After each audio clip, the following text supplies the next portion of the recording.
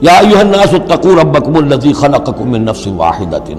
اب دیکھیے معاشرتی مسائل کے ضمن میں گفتگو ہے تو ایسی بنیادی بات سے شروع کی ہے، اے لوگوں اپنے اس رب کا تقوی اختیار کر لو جس نے تمہیں ایک جان سے بنایا، وَخَلَقَ مِنْهَا زَوْجَهَا، اور اسی سے اس کا جوڑا بنایا۔ یہاں یہ نوٹ کرنے والی بات ہے کہ یہاں حضرت آدم کا لفظ نہیں ہے کہ آدم سے ان کا جوڑا بنایا، بلکہ نفس سے بنایا۔ اس میں وہ بات پوری طریقے سے ایکوموڈیٹ ہو سکتی ہے کہ یہاں مراد کیا ہے؟ نوع ایک ہے، جنسیں دو ہیں۔ بکرا بکری نوع ایک ہے، جنس دو ہیں، ایک ہی نوع سے، اسی نوع سے تمہارا جوڑا بنایا۔ ہیومن بینگز ہومو سیپینز نوع ایک ہے، اسپیشیز ایک ہے، لیکن اس کے اندر ہی سے وہ سیکشول ڈفرینسیشن جو ہوئی ہے اس کے حوالے سے جوڑا بنا ہے۔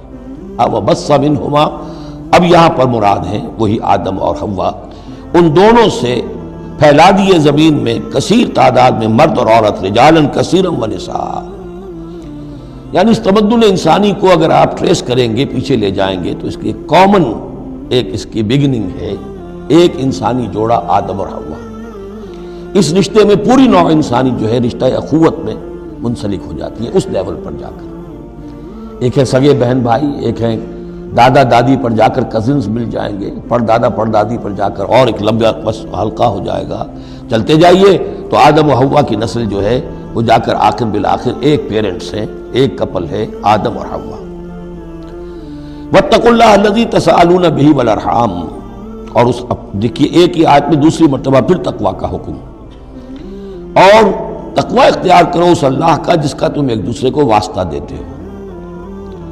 آپ کو معلوم ہے کہ دنیا میں فقیر بھی مانگتا ہے تو اللہ کے نام پر مانگتا ہے، اللہ کے واسطے مانگتا ہے، اور اکثر و بیشتر معاملات جو تمدنی ہوتے ہیں، گھریلو جھگڑے ہوں، ان کو بھی جب نمٹانا ہوتا ہے تو آخر کار کہنا پڑتا ہے کہ اللہ کا نام مانو اور تم یہ بات چھوڑ دو، اپنی ضد سے باز آ جاؤ۔ تو جہاں آخری اپیل کرنی ہے اللہ کے حوالے سے تو اس کا تقوی اختیار کرو، تو یہ جھگڑے ہو گئی نہیں، اس کے احکام پر چلو۔ اس نے سوسائٹی کے مختلف طبقات کے حقوق معین کر دیے، مرد کے حقوق، عورت کے حقوق، رب المال کے حقوق، عامل کے حقوق، مضاربت ہے تو ایک وہ ہے کہ جس کا سرمایہ ہے اور ایک وہ ہے کہ جو کام کر رہا ہے، دونوں کے کیا حقوق ہیں، کیا اختیارات ہیں۔ اگر ان کی پیروی کی جائے، ان کی پابندی کی جائے تو جھگڑا نہیں ہوگا۔ والارحام، اور رحمی رشتوں کا لحاظ رکھو۔ یہ وہ رحمی رشتہ ہے جیسا کہ میں نے بتایا، والدہ پر جا کر بہن بھائی ایک ہو گئے، دادی پر جا کر ایک اور بڑی تعداد میں ایک ہو گئے، یہ رحمی رشتے ہیں۔ لیکن انہی رحمی رشتوں کو پھیلاتے چلے جائیے تو کل بنی آدم، اور جتنی بھی بنات حوا ہیں وہ سب ایک ہی نسل سے، ایک ہی باپ اور ایک ہی ماں کی اولاد ہے۔ ان اللہ کان علیکم رقیبا، یقیناً اللہ تعالیٰ تم پر نگران ہے۔ یہ تقوی کی روح ہے۔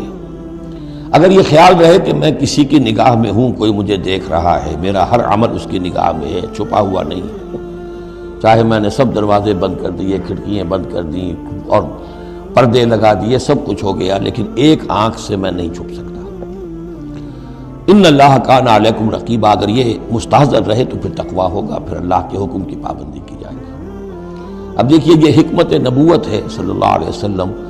اس آیت کو حضور نے خطبہ نکاح میں شامل کیا، کیونکہ نکاح کا موقع کیا ہوتا ہے کہ ایک مرد ایک عورت کے درمیان پھر وہی رشتہ ازدواج قائم ہو رہا ہے، آدم کا ایک بیٹا، حوا کی ایک بیٹی، پھر اسی رشتے میں منسلک ہو رہے ہیں جس میں کہ آدم اور حوا تھے۔ جس طرح ان سے نسل پھیلی ہے، اب ان سے آگے نسل بڑھے گی۔ لیکن یہ کہ اس پورے معاشرتی معاملے میں، خاندانی معاملات میں، عائلی معاملات میں، جیسے سورہ بقرہ میں ہم نے دیکھا کتنی مرتبہ واتقوا اللہ واتقوا اللہ واتقوا اللہ، تقوی نہیں ہوگا تو پھر خالی قانون جو ہے اس کے اندر وہ تاثیر نہیں ہوا کرتی۔